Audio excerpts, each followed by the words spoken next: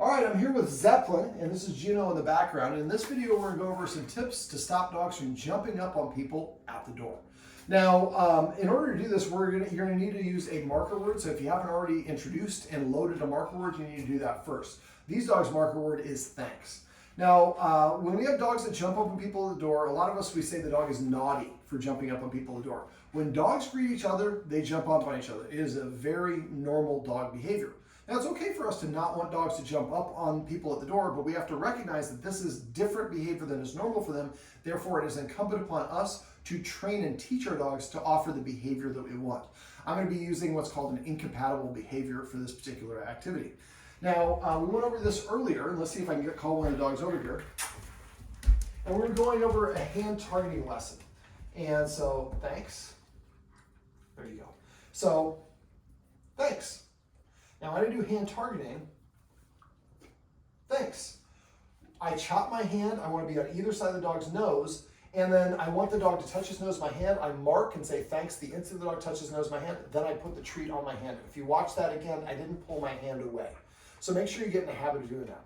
So you want to do this all over your house, and I would practice the dogs independently. So I can eventually say touch, and then the dog comes over and touches his nose to my hand. Now, we want to practice all over the house just to help the dog establish this behavior and this action. What this cue, touch. Boop. Yeah, that's not, you haven't done it enough yet.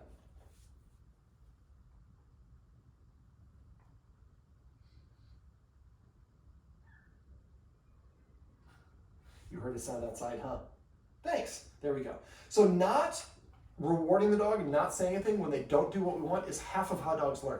A lot of people, they give the treat anyways. That confuses them and that makes them more frustrated.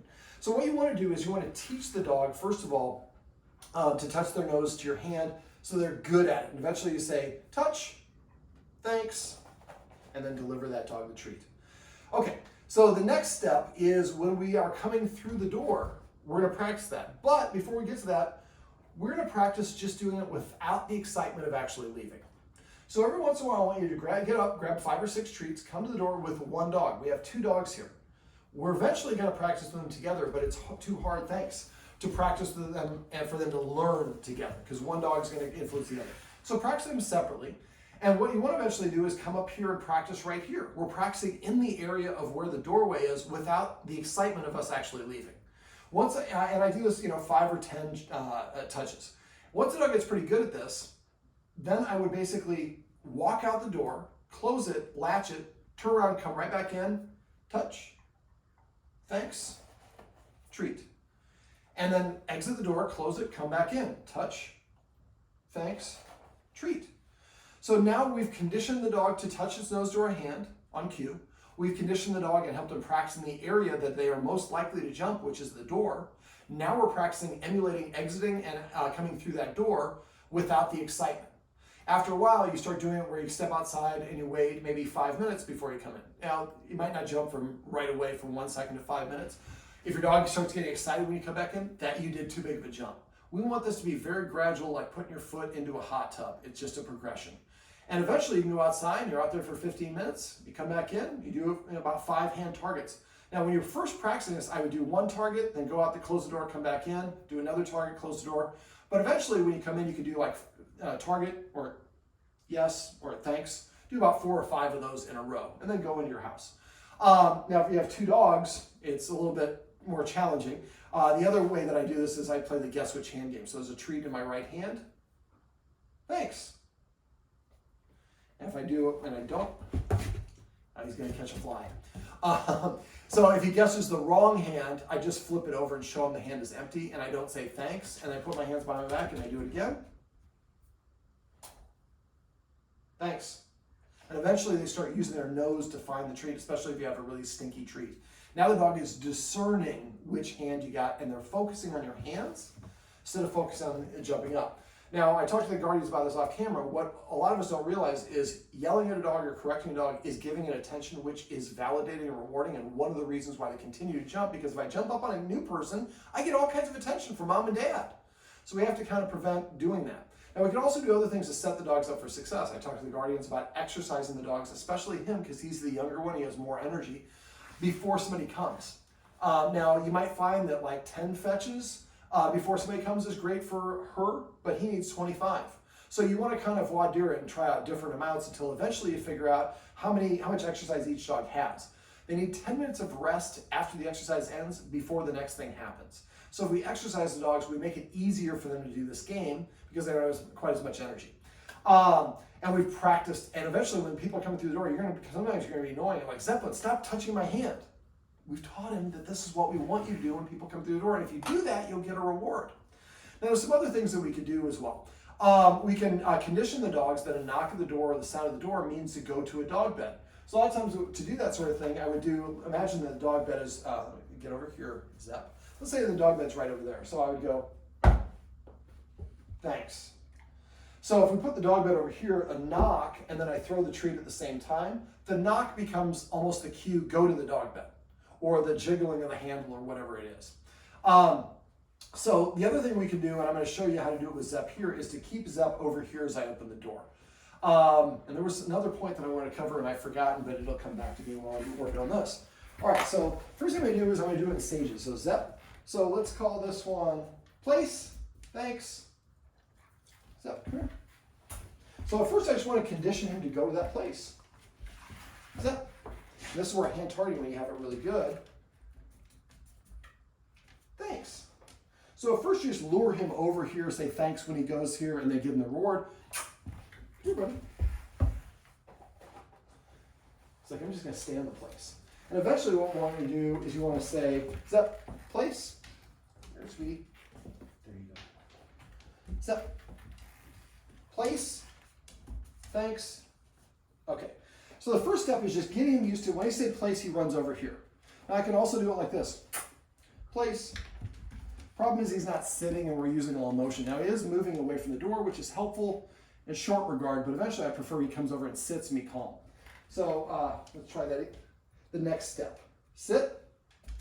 So now if you watch, when I go to the door, well, I'm really good. He's already staying there. But most of the time the dog comes with us. So what I want to do is teach him to stay here. So if I want to do that, once I can say place and he goes there, I say thanks and give him a treat. Then I would say thanks. And I repeat that step 3 to 4 times. If that move caused him to get up, then I would do maybe this much of a move. Thanks and give him a treat. So we're saying if you do this behavior and stay here, I will mark it and you'll get a reward. And at first I reach for the handle, then I step for the handle as I reach, and eventually I jiggle the handle. See that pop up? That means somebody's about to come through the door. So we're practicing them so nobody's at the door. So now when somebody comes to the door, we say place, the dog goes over here, both dogs eventually, and sit there. And then and I do this with each dog separately. First I take one, I reach, then I take one step and reach, and eventually I'm jiggling, deadbolt, and I do it as noisy as I can. And each time I come back afterwards and give a dog the treat. When I open the door, thanks. And I did good binding kicks there. Eventually I would be like, a little bit more, thanks. Then I'm reaching and giving a treat. One thing I'm not doing is this. Thanks. See how I reach for the treat as I was saying thanks? So say thanks, then reach for your treat, and then deliver the treat. Make them separate, segmented. A lot of people combine them, that creates issues. Eventually you want to be able to get to the point where you can open the door all the way. I don't know if that blocks the shot. And thanks, and there's nobody here. Eventually when one of you guys is coming home, let's practice this door thing. So you're outside the door, you come and knock. Now that could be also something you practice, is have somebody outside the door talking about earbuds, and they knock, and then you say thanks, and give a treat if they stay here. So just because there's a knock doesn't mean, knock usually means I race towards the door. So now knock means I just sit right here and get rewarded. We're teaching the dog the behavior we want them to emulate. Eventually you get to the point where you can open that door, and it's you, and they know you, but they're not running over it. And if they rush towards you, just close the door.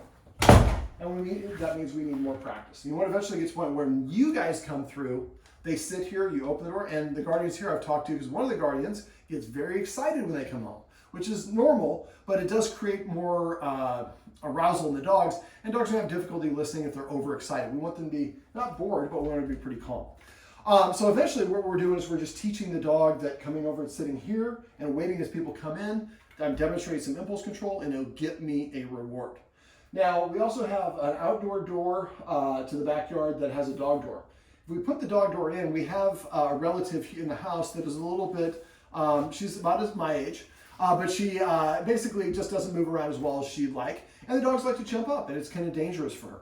So what we might do is have the dogs out in the backyard with the dog door closed on days where there's nobody inside to help her practice. And then basically what she would do is go to the door, she can look out the window, and it's the same principle. So she looks at it, and this is just strictly desensitized, known as treats. So if there's a door here, I reach to the handle, pull my hand back, reach to the handle, eventually I reach for the handle, jiggle it, and the dogs can't maintain that level of excitement. And eventually they're just like, big whoop, you're jiggling the door, and they walk away. Eventually you open it and close it, open it a little bit more, a little bit more. So by the time she actually opens the door, it takes longer, but we've now helped the dog's energy abate. And so they're not quite so excited. Now again, exercising them ahead of time could really help with that. And there was another point that it didn't come back to me, but it'll come back to me probably as soon as I get done finishing this. So when you're practicing this, again, try to practice each time you guys come in and out the door so it becomes a habit. Now it takes dogs about 66 days at the minimum to start forming a new behavior pattern. So for the next like 3 months, when we come home, I'm just completely, when I come through the door, I'm going to play hand targeting, but if they get excited after that, I'm just going to walk around and wait for them to be calm. As soon as they're calm, then I say thanks and I can reach in and pet them. But if they show any excitement, I'm not mad, but I'm just not going to engage with them. And I want to teach them being calm is very attractive to me, gets a lot of treats, being excited makes you invisible, and it's like you don't even exist. And after a while, they kind of start practicing that particular behavior. Juno. Oh, she's sitting on the chair looking out the next window. Well, this is my buddy Zepp. And these are some tips and tricks you can use if you have a dog who likes to jump up on people at the door.